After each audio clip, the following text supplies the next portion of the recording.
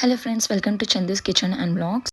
2 cups కందిపప్పు కడుక్కొని 1 spoon కారం వేసుకోవాలి, 1 స్పూన్ అల్లం వెల్లుల్లి పేస్ట్, 1 స్పూన్ పసుపు, కొంచెం చింతపండు వేసుకొని కలుపుకోవాలి. నేనైతే ఈ రా పపాయ చెక్కు తీసుకొని కడుక్కున్నాను. కట్ చేస్తే ఇలా తెల్లగా వస్తాయి గింజలు. సేమ్ దోసకాయ ముక్కల్లాగా కట్ చేసుకోవాలి. 1 కప్ పపాయ ముక్కలు తీసుకున్నాను. సాల్ట్ వేసుకొని వాటర్ లో బాగా వాష్ చేయాలి. ఈ పపాయ ముక్కలు కుక్కర్ లో వేసుకోవాలి. 3 టమాటా ముక్కలు వేసుకొని కలుపుకొని 5 విజిల్స్ వచ్చే వరకు మీడియం ఫ్లేమ్ లో ఉడికించుకోవాలి. 5 విజిల్స్ తర్వాత సాల్ట్ వేసుకొని గంటతోనే కలుపుకున్నాను. మెదుపుకుంటే మరీ సాఫ్ట్ అయిపోతుంది. ఇప్పుడు పోపు వేసుకుందాం. జీలకర్ర, వెల్లుల్లి రబ్బలు వేసుకొని దంచుకోవాలి.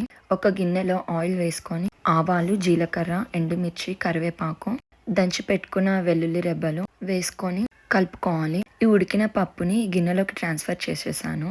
చాలా టేస్టీగా సూపర్గా ఉంటుంది. ఈ కచ్చి పపాయ పప్పు చాలా హెల్త్ బెనిఫిట్స్ ఉన్నాయి.